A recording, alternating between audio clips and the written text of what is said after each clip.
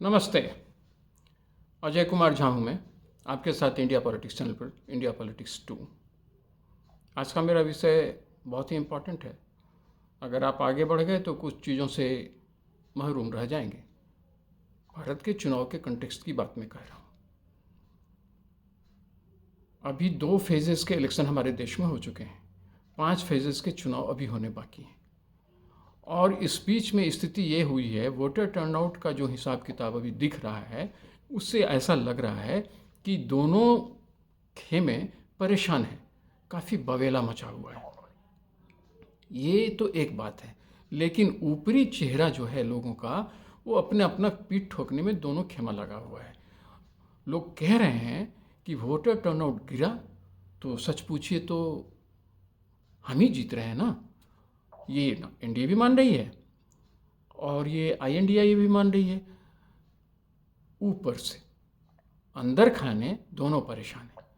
अंदर खाने इसलिए परेशान हैं कि सामान्यतया देखा गया है कि वोटर टर्नआउट अगर बढ़ता है तो सरकार पिछली वाली गिर जाती है, क्योंकि उसके अगेंस्ट में एक रिजेंटमेंट होता है। लेकिन ये भी, इसका भी कोई सेट थ्योरी नहीं है, थोड़ा मुश्किल है इसको प्रेडिक्ट कर पाना। कई बार वोटर टर्नआउट के बढ़ जाने से सरकारें गिरती हैं निश्चित तौर पर और कई बार वोटर टर्नआउट बढ़ जाने से सरकारें नहीं भी गिरती हैं, सेम सरकार आ जाती है। 2014 और 19 की बात ही आप कर लेते हैं। 2014 में क्या हुआ? वोटर टर्नआउट बढ़ा। वोटर टर्नआउट बढ़ा तो पिछली सरकार, जो रेनिंग सरकार थी, जो सिटिंग सरकार थी, वो गिर गई। लेकिन जब उसी 2019 में, मतलब अगले चुनाव में जो चुनाव हुए, तो वोटर टर्नआउट फिर बढ़ा, लेकिन इस बार सरकार नहीं गिरी, सरकार वही आ गई, बल्कि ज़्यादा सीट लेकर के आ गई। अब इसका क्या करेंगे? समस्या है ना। इसलिए बड़ा मुश्किल है वोटर टर्नआउट के आधार पर यह प्रेडिक्ट कर पाना कि सरकार रहने वाली है जो अभी की सरकार है, या सरकार जाने वाली है। 2004 के चुनाव में वाजपेयी जी सत्ता में थे, वोटर टर्नआउट गिर गया तो वाजपेयी जी भी सत्ता से बाहर हो गए। अब देखिए 2009 में वोटर टर्नआउट बढ़ा तो सरकार नहीं गिरी, मनमोहन सिंह रह गए। लेकिन जब 2014 में बढ़ा तो सरकार गिर गई, 2019 में बढ़ा तो सरकार नहीं गिरी। तो ये सब बारीकियां हैं जो हमारे देश के चुनाव में लोगों को समझने की आवश्यकता है कि इस आधार पर कि वोटर टर्नआउट बढ़ रहा है या घट रहा है तो सरकार आ रही है या जा रही है, आप सॉलिड तरीके से कह पाएँ, यह संभव नहीं है। हमारे यहाँ तो बिल्कुल नहीं है। यूएसए के कंटेक्स्ट में आप थोड़ा मोड़ा ऐसा कह सकते हैं, इसलिए कि जब वहाँ चुनाव होते हैं तो जितने भी स्टेट्स हैं, अलग अलग जो स्टेट हैं, वहाँ विनर टेक ऑल का सिस्टम है। जो पार्टी किसी एक स्टेट में बढ़त लेती है या जीत जाती है तो वहाँ के सारे वोट वो विनिंग कैंडिडेट के हिस्से में चली जाती है।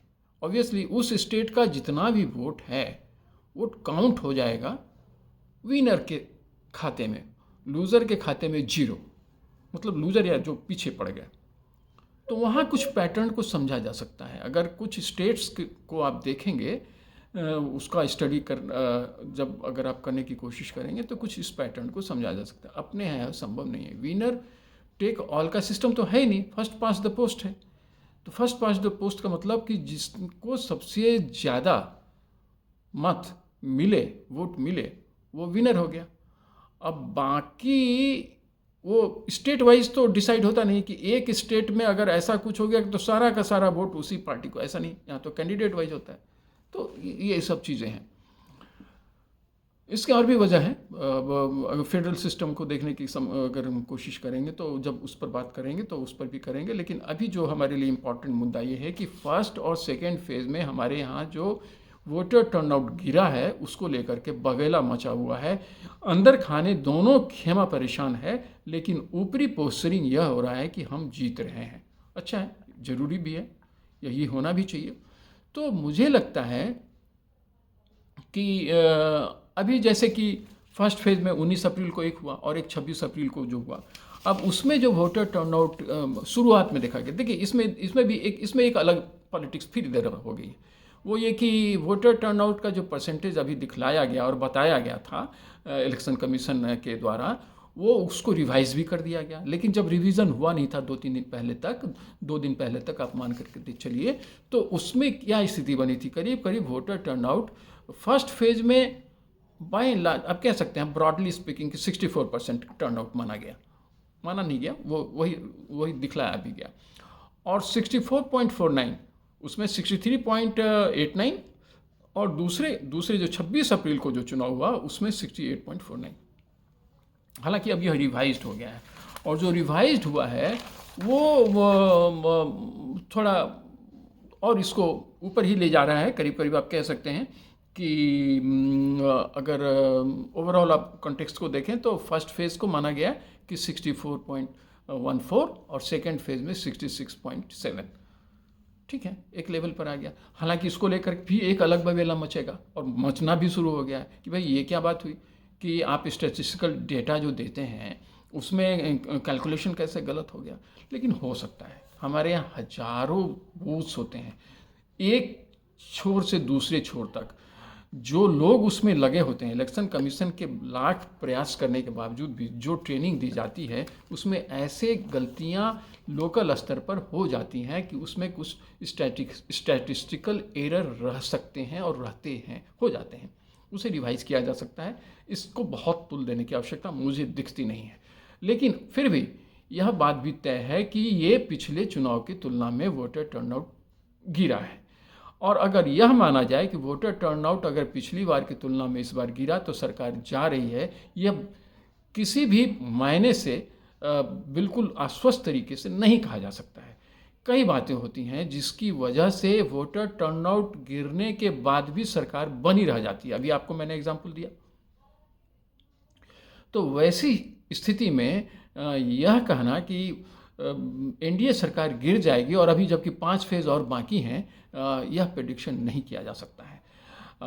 और कई कारण भी होते हैं। अगर ओवरऑल 7 फेज़ के हो जाने के बाद भी अगर वोटर टर्नआउट गिर ही गया तो भी एनडीए की सरकार गिर जाएगी, ये किसी भी सूरत में नहीं कहा जा सकता है। ये तो अभी हमने आपको एग्जाम्पल दे करके बताया है। हाँ, अब उसमें क्या मुद्दे बदलते जाते हैं। 5 साल पहले का जो मुद्दा था वही मुद्दे आज नहीं रहते हैं। 2019 में मोदी जी जिस तरह से लोगों पर छाए थे, 2024 के चुनाव में छाए हुए होने के बावजूद भी लोग आश्वस्त दिख रहे होंगे, ऐसा भी माना जा सकता है। इसलिए यह जरूरी नहीं, और खुद वो भाजपा ने यह अनाउंस भी कर दिया था कि हम जीत रहे हैं और 400 को पार कर रहे हैं, 400 हम पार करने जा रहे हैं। अब वैसे में निश्चिंतता जो उनके फेवर में लोग हैं उनकी निश्चिंतता होनी स्वाभाविक है। लेकिन दूसरा तथ्य यह भी है कि जो इनके खिलाफ हैं वो एक मुश्त होकर के वोट देने निकलेंगे और निकले होंगे, यह भी है। तो फिर स्थिति वहाँ पर आकर के कॉम्प्लेक्स हो जाती है बातों को समझने की।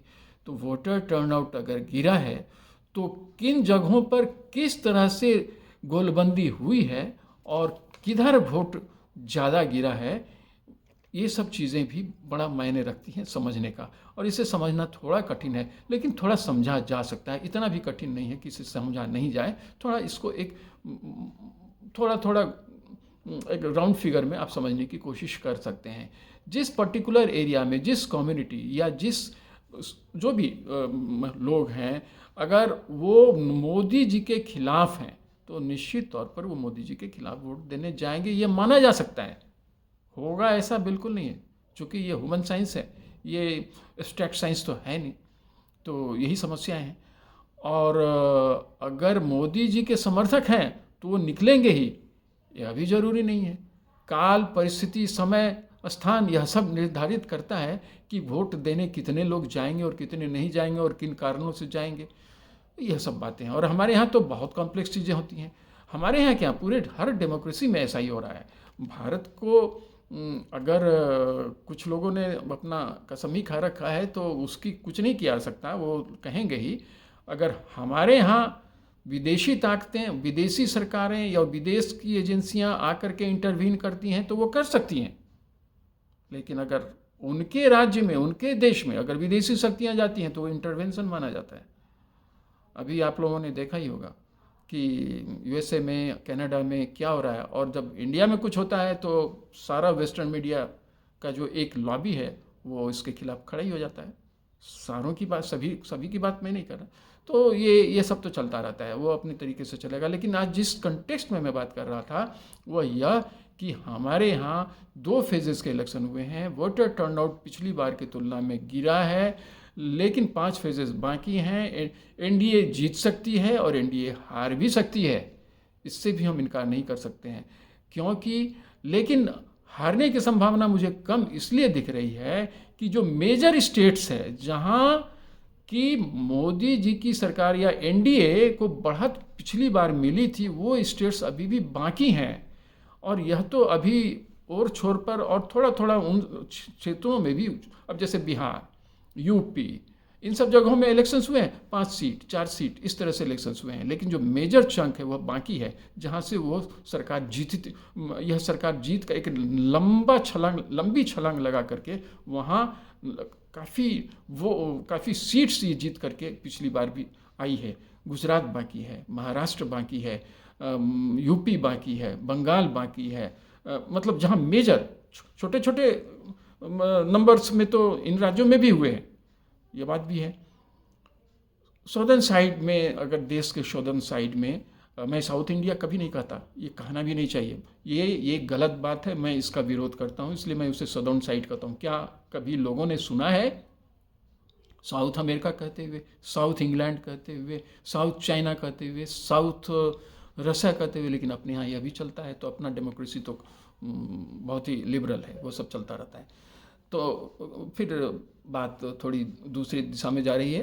कहने का अर्थ, तात्पर्य यह है कि भारत में अभी भी एनडीए के लिए भी वक्त है, और अगर गंभीरता से देखें और अगर राहुल जी की बातें और अपोजिशन की बातें लोगों को हिट कर गई, जिस बात को वो ज़्यादा प्रश्रय देती रह रही हैं कि अनएम्प्लॉयमेंट, इन्फ्लेशन वगैरह वगैरह वगैरह वगैरह, और वो अगर जनता के दिलो दिमाग में सचमुच में छाता जाता है तो उनके लिए भी जश्न मनाने का समय आ सकता है। अब ये अलग बात है कि जीतने के बाद प्रधानमंत्री कौन बनेंगे, और बनेंगे तो कितने समय के लिए बनेंगे एक प्रधानमंत्री, और वो सब अलग की बात है। लेकिन आज का जो मेरा कंटेक्स्ट था वह यही कि वोटर टर्नआउट गिरा है, तो दोनों के लिए चिंता की बात है। और अगर यह बढ़े तो दोनों के लिए कुछ उम्मीद बंधेंगे, देखते हैं। बात गोल गोल करते हुए एक ही जगह पर पहुंच गए हम लोग, लेकिन सच्चाई तो यही है कि हमारे यहाँ इलेक्शंस को इसी तरह से बहुत क्लियर कट डिफाइन करना मुश्किल है। लेकिन मैं जो अभी देख रहा हूँ उससे यह लग रहा है कि आने वाले समय में अभी भी एनडीए के लिए काफ़ी मौका है बढ़त बनाने का, और जब बढ़त बनेगी तो निश्चित तौर पर अच्छी बढ़त बन सकती है, क्योंकि उनके स्टेट्स जहां वो अब तक जीतते आए हैं वो सारे के सारे मेजर चंक ऑफ सीट्स जो हैं वो बाकी हैं। देखते हैं क्या होता है। जय हिंद। अच्छा हाँ, आपने सब्सक्राइब किया या भूल गए? कर ही लीजिए, शेयर भी कर दीजिएगा। Thank you. जय हिंद।